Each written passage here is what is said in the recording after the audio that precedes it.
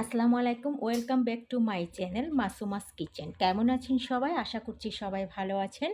আলহামদুলিল্লাহ, আমি আপনাদের দোয়ায় অনেক ভালো আছি। আজকে আমি একটা একদম আপনাদের সাথে যে রেসিপিটা শেয়ার করব সেটা হলো যে আপনার বেকিং বেকিং নিয়ে। আর আজকে আমি কাপকেকটা আপনাদের সাথে শেয়ার করব, ভ্যানিলা যে কাপকেকটা রয়েছে ওইটাই। এখানে আমি সর্বপ্রথম আমি সব যা যা কিছু প্রয়োজন সবগুলো আমার হাতের কাছে নিয়েছি। তারপর আমি যে শুকনো উপকরণগুলো নিচ্ছি, শুকনো উপকরণের মধ্যে আমি ৬০ গ্রাম আপনার ময়দা নিয়েছি, কর্নফ্লাওয়ার নিয়েছি ১০ গ্রাম। আ আর এটা আমি চেলে নিয়ে তারপর লিকুইড করে নিয়েছি। তারপরে এখানে একটা আমি নিয়েছি ২ টা ডিম, একটা বোলে ২ টা ডিম নিয়েছি। তারপরে ৭০ গ্রাম চিনি নিয়েছি। একটু আমি বিট করে নিচ্ছি। কিছুক্ষণ পরপরই বিট করতে হবে। বিটটা এমনভাবে করতে হবে যেন আমি আ একদম লো স্পিডে করছি না, একটু হাই স্পিডে করছি। মাঝা ৩ এর মধ্যে দিয়েছিলাম। তো এখন আমি ভালোভাবে বিট করে নিচ্ছি যতক্ষণ না চিনিটা ভালোভাবে মেল্ট হয়ে না যাচ্ছে বা আ একটু ফোমি ভাব যে ভাবটা আছে ওইটা আসার জন্য। তো এখন আমি আ স একটু বিট করার পর আমি চারপাশে যে চিনি রয়েছে মানে যে আ আ ফোম তৈরি করার জন্য যে লিকুইডটা ওইটা চারপাশে লেগে গিয়েছিল। তাই আমি একটু করে আ আ স্প্যাচুলা দিয়ে একটু মানে চারদিকে গিয়ে করে নিলাম। তারপর আবার আমি বিট শুরু করছি।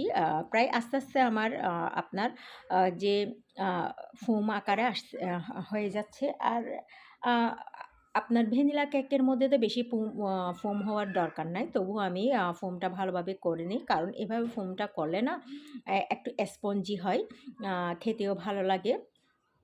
তো এখন আমি ভালোভাবে বিট করে নিচ্ছি। যাই হোক আপনারা তো নিজেরা বুঝতে পারবেন এটা বিট হওয়ার মধ্যে একটু ভারী হয়ে আসবে। ১ম এ তো একদম লিকুইড থাকবে। আর এটা হাই স্পিডে বিট করতে আপনার একটু ভারী হয়ে আসবে, ঘন হয়ে আসবে। তো এটা যখন বিট করার সময় বোঝা যাবে। আ আর এখানে যে আমি তো সাথে একদম চিনিটা দিয়ে দিয়েছিলাম।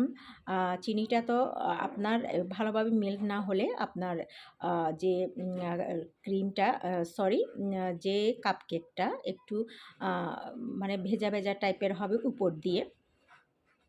তো আমি এখন ভালোভাবে বিট করে নিয়েছি। আরেকটু করব। কারণ আ এখানে আমার আরো অনেক কিছু এড করার আছে যে আমি এখানে আ যে তেল দিয়েছি, আপনারা চাইলে মাখনও দিতে পারেন। আমি তেল দিয়েছি ৩০ গ্রাম। আর ভ্যানিলা এসেন্স দেব ১/২ চা চামচ। ১/২ চা চামচ চাইতে আমি একটু বেশি সামান্য অল্প বেশি দিয়েছি। এটা যার পছন্দ অনুযায়ী। আর ভ্যানিলা এসেন্সটা এমন যে আপনি একটু আ পরিমাণে এদিক ওদিক হওয়া যাবে। তবে নিয়মটা হলো যে আপনার ১/২ চা চামচ। তো আমি হালকা করে বিট করে নিয়েছি। প্রায় আমার ফোম হয়ে গিয়েছে। আ এখন যে আমি একপাশে যে লিকুইড সরি যে আপনার শুকনো উপকরণ চেলে রেখেছিলাম, এগুলো আমি অল্প করে দেব। আরেকটা স্প্যাচুলা দিয়ে অল্প করে দেব। আর হালকা হাতে আলতো হাতে আমি মিক্স করব যেন ফোমটা নষ্ট না হয়ে যায়। তো এভাবে আমি ৪ বার করে আমি যে লিকুইডটা ওই যেটা শুকনো উপকরণ রয়েছে এটা আমি মিক্স করব। এখানে আমি একটু তাড়াতাড়ি করে দেওয়ার স্পিডটা ভিডিওর স্পিডটা বাড়িয়ে দিয়েছি। এজন্য একটু তাড়াতাড়ি মনে হচ্ছে। কিন্তু আমি তাড়াতাড়ি করি নাই। আস্তে করেছি। আ আলতো হাতে আস্তেই করতে হবে যেন ফোমটা নষ্ট না হয়। আর এমনি তো এই ভ্যানিলা কাপকেকটা স্পঞ্জি হলেই বেশি ভালো লাগে। একটু শক্ত টাইপের হলে ভালো লাগে না। আর আর আপনারা চাইলে তো তেলের পরিবর্তে মাখনটা দিতে পারেন। তখন স্মেলটা একটু আরো ভালো হয়। আ যাই হোক, এখন আমি ৪ বার করে দিয়েছি শুকনো উপকরণগুলো দিয়ে আমি আলতো হাতে আ ভালোভাবে মিক্স করে নিচ্ছি। আর এখন এমনভাবে মিক্স করতে হবে যেন শুকনো উপকরণগুলো আপনার এখানে যেন কোথাও আ যে আছে না অনেক সময় মিক্স না হলে এটা এটা যখন আমরা বেকিং করি তখন এটা একটা ফুটো হয়ে দলা পাকিয়ে থাকে। তো এভাবে না থাকার জন্য আমি ভালোভাবে মিক্স করে নেব।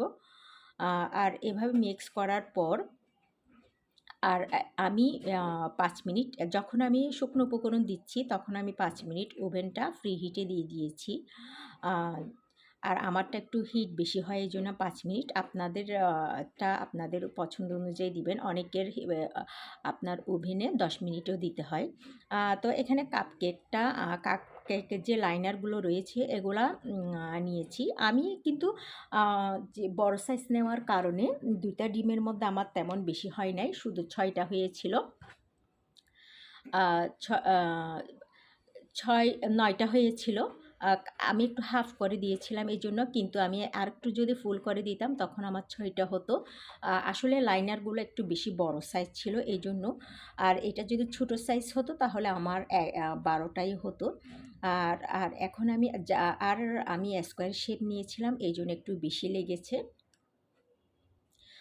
তো এখন আমি সবগুলো নিয়ে নিচ্ছি। ততক্ষণ আমার ওভেনে প্রি হিট 5 মিনিট হয়ে গিয়েছে। এখন আমি যে একটা ট্রে রয়েছে ওভেনের, ওই ট্রের উপর লাইনারগুলো বসিয়ে এখানে আমি ক্রিমগুলো যে কেকের দিয়ে দিয়েছি। তারপরে এখন আমি তো ওভেনে দেওয়ার জন্য একদম রেডি করে নিয়ে ওভেনে দিয়ে দিচ্ছি। আমি এখন আমার ওভেনটা একটু পাওয়ার বেশি, এইজন্য আমি প্রায় 12 মিনিট দিয়েছিলাম। 12 মিনিট দেওয়ার পর এখন আমি একটা চিনির সিরাপ করে নিচ্ছি। চিনির সিরাপটা আপনার করে নিচ্ছি 100 গ্রাম। আমি এখানে পানি নিয়ে নেব। 100 গ্রাম পানি নিয়েছি। পানি নেওয়ার পর আমি 40 গ্রাম চিনি নেব। আর এখানে আমি সবগুলা গ্রাম হিসেবেই দেখাচ্ছি আপনাদেরকে, মেজারমেন্ট কাপে দেখাচ্ছি না। আজকে আপনাদের আমি এখন থেকে বেকিংয়ের যে আমি কিভাবে বেকিং কেক বানাই, এগুলা আপনাদেরকে আমি মেজারমেন্ট কাপেও দেখাবো, আবার যে গ্রাম সিস্টেমে আমি মাপি ওইটাও দেখাবো। এখন এখানে আমি 100 গ্রাম চিনি দিয়েছি, পানি দিয়েছি, তারপরে চিনি দিয়েছি 40 গ্রাম। একদম নর্মাল পানির মধ্যে দিয়েছি, দিয়ে আমি একটু ভালোভাবে মিক্স করে নিয়েছি চিনিটা। তারপর এখন আমার যে ওভেনের কেকগুলো কিন্তু কাপ কেকগুলো একদম ফুলে ফুলে উঠছে। আমি কিন্তু এখানে আমি আরও দিতে পারতাম। কিন্তু একটু হাফ করে দিয়েছি পরিমাণ একটু বাড়ানোর জন্য। যাই হোক, আমার এখন হয়ে গিয়েছে। আমি কিন্তু আপ ডাউনে দিয়েছিলাম 12 মিনিট। আ আর এখন একটু ডেকোরেশন করে নিয়েছি। আমার কাপ কেকগুলো আপনাদের কেমন লেগেছে জানাবেন প্লিজ। আসসালামু আলাইকুম।